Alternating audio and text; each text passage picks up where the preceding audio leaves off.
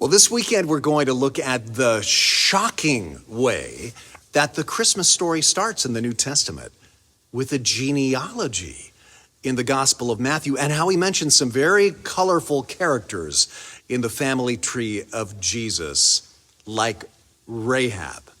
Today, I just want to focus on that one name.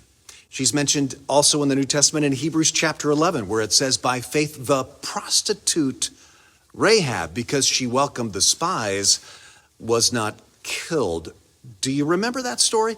Joshua sends spies into the city of Jericho, and when they get there, they need to hide, and they find a house of prostitution to hide in. But apparently they must have been terrible spies, because almost instantly the king of Jericho finds out. He sends men to Rahab's house to demand she release the spies. And she says they already left. She sends the agents on a wild goose chase, and then she makes a deal with the spies in her house.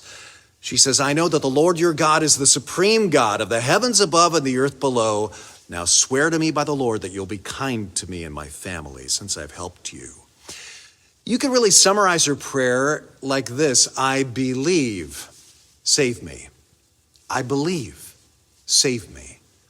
That's a prayer for mercy and grace, and that's what she gets.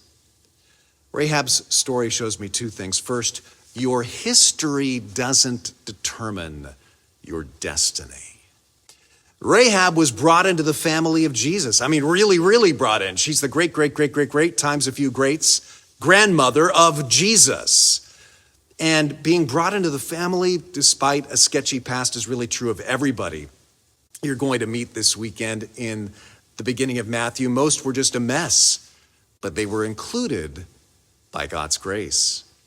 Second, your mess can be part of your message. God can redeem your past. He can use your history as part of your ministry. You know, when I worked at a Christian radio station in Nevada, we'd get phone calls sometimes from prostitutes who worked nearby. They would ask for prayer. They'd have questions about the Bible. They'd request songs. And we always tried to connect them with a ministry to prostitutes that was there. But why did they call a Christian station? As one told me in tears, I know Jesus loved people like me. She'd heard about Jesus welcoming prostitutes. Why do you suppose he did that? I've always thought maybe, just maybe, he was thinking of great-grandma. God was gracious to her. He was gracious to her sisters, so to speak. Now go and be gracious to those around you who need God's grace. Hey, listen, this weekend it's going to be amazing. Leading in worship, a guest worship leader, Ian Pitter. Ian used to tour with Amy Winehouse. Beautiful voice. He's going to be singing Mary Did You Know? You don't want to miss it. Saturday, 6 p.m., Sunday at 9 and 11. And then Sunday night, 6 p.m. at TLC, it's the Kukua Christmas concert. You are going to love this. It is free. We're going to have hot chocolate. Bring your friends and family to the Kukua concert. Two great experiences. I hope to see you here this weekend.